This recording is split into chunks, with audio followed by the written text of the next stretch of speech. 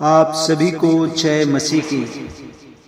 यहूदियों के राजा हेरोदेस के समय अबिय्याह के दल में जकरिया नाम का एक याजक था और उसकी पत्नी हारून के वंश की थी, जिसका नाम एलीशिबा था। और वे दोनों परमेश्वर के सामने धर्मी थे और प्रभु की सारी आज्ञाओं और विधियों पर निर्दोष चलने वाले थे। उनके कोई भी संतान न थी, क्योंकि एलीशिबा बांझ थी और वे दोनों बूढ़े थे। जब वह अपने दल की पारी पर परमेश्वर के सामने याजक का काम करता था, तो याजकों की रीति के अनुसार उसके नाम पर चिट्ठी निकली कि प्रभु के मंदिर में जाकर धूप जलाए। और धूप जलाने के समय लोगों की सारी मंडली बाहर प्रार्थना कर रही थी कि प्रभु का एक दूत धूप की वेदी की दाहिनी ओर खड़ा हुआ उसको दिखाई दिया। और जकरिया देखकर घबरा गया और उस पर बड़ा भय छा गया। परंतु स्वर्गदूत ने उससे कहा, हे जकरिया, भयभीत ना हो, क्योंकि तेरी प्रार्थना सुन ली गई है और तेरी पत्नी एलीशिबा से तेरे लिए एक पुत्र उत्पन्न होगा और तुम उसका नाम यूहन्ना रखना। और तुझे आनंद और हर्ष होगा और बहुत लोगों उसके जन्म के कारण आनंदित भी होंगे, क्योंकि वह प्रभु के सामने महान होगा और दाखरस और मदिरा कभी ना पिएगा और अपनी माता के गर्भ ही से पवित्र आत्मा से परिपूर्ण हो जाएगा। और इस्राएलियों में बहुतों को उनके प्रभु परमेश्वर की ओर भी फेरेगा। वह एलिय्याह की आत्मा और सामर्थ्य में होकर उसके आगे आगे चलेगा कि पितरों का मन लड़कों वालों की ओर फेर दे और आज्ञा ना मानने वालों को धर्मियों की समझ पर लाए और प्रभु के लिए एक योग्य प्रजा तैयार करे। जकरिया ने स्वर्गदूत से पूछा, यह मैं कैसे जानूं, क्योंकि मैं तो बूढ़ा हूं और मेरी पत्नी भी बूढ़ी हो गई है। स्वर्गदूत ने उसको उत्तर दिया कि मैं जिब्राइल हूँ, जो परमेश्वर के सामने खड़ा रहता हूँ, और मैं तुझसे बातें करने और तुझे यह सुसमाचार को भेजा गया हूँ। और देख, जिस दिन तक ये बातें पूरी न हो लें, उस दिन तक तू मौन रहेगा और बोल ना सकेगा, इसलिए कि तूने मेरी बात जो अपने समय पर पूरी होगी प्रतीति ना की। और लोग जकरिया की बाट देखते रहे और अचंभा करने लगे कि उस मंदिर में ऐसा क्या देखने लगा। क्यों जब वह बाहर आया तो उनसे बोल ना सका।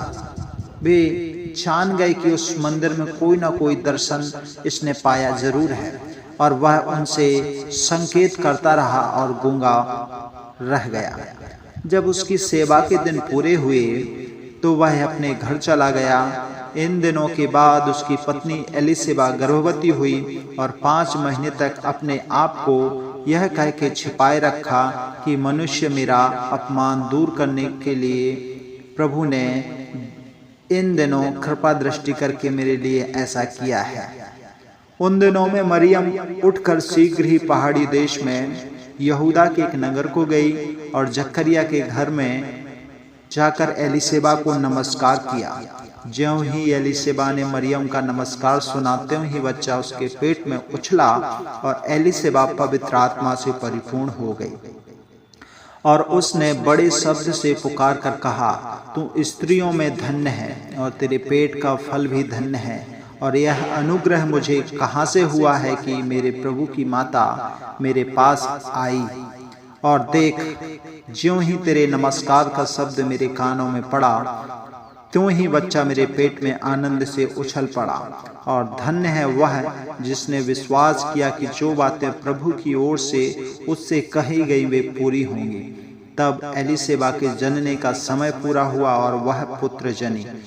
उसके पड़ोसियों और कुटुंबियों ने यह सुनकर प्रभु ने उस पर बड़ी दया की है, उसके साथ आनंदित हुई। और ऐसा हुआ कि 8वें दिन वे बालक का खतना करने आए और उसका नाम उसके पिता के नाम पर जकरिया रखने लगे।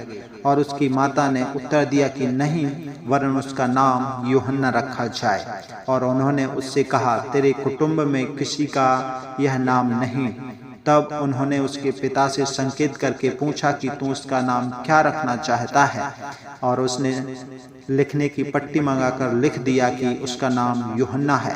और सबों ने अचंभा किया। तब उसका मुंह और जीभ तुरंत खुल गई और वह बोलने लगा और परमेश्वर का धन्यवाद करने लगा। और उसके आसपास के सब रहने वालों पर भय छा गया, और उन सब बातों की चर्चा यहूदियों के सारे पहाड़ी देश में फैल गई। और सब सुनने वालों ने अपने अपने मन में विचार करके कहा, यह बालक कैसा होगा, क्योंकि प्रभु का हाथ उसके साथ था। और उसका पिता जकरिया पवित्र आत्मा से परिपूर्ण हो गया और भविष्यवाणी करने लगा कि प्रभु इज़राइल का परमेश्वर धन्य हो कि उसने अपने लोगों पर दृष्टि की और उनका छुटकारा किया, और अपने सेवक दाऊद के घराने में हमारे लिए एक उद्धार का सींग निकाला, जैसे उसने अपने पवित्र भविष्यवक्ताओं के द्वारा जो जगत के आदि से होते आए हैं कहा था, अर्थात हमारे शत्रुओं से और हमारे सब बैरियों के हाथ से हमारा उद्धार किया है, कि हमारे बाप दादों पर दया करके अपनी पवित्र वाचा का स्मरण करें, और वह शपथ जो उसने हमारे पिता इब्राहिम से खाई थी कि वह हमें यह देगा कि हम अपने शत्रुओं के हाथ से छुटकर उसके सामने पवित्रता और धार्मिकता से जीवन भर निडर रहकर उसकी सेवा करते रहें। और तू हे बालक परम प्रधान और भविष्यवक्ता कहलाया, क्योंकि तू प्रभु के मार्ग तैयार करने के लिए उसके आगे आगे चलेगा, कि उसके लोगों को उद्धार का ज्ञान दे, जो उनके पापों की क्षमा से प्राप्त होता है।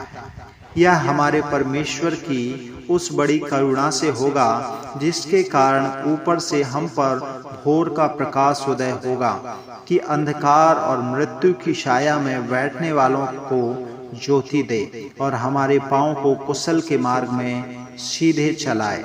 और वह बालक बढ़ता और आत्मा में बलवंत होता गया, और इज़राइल पर प्रकट होने के दिन तक जंगलों में रहा।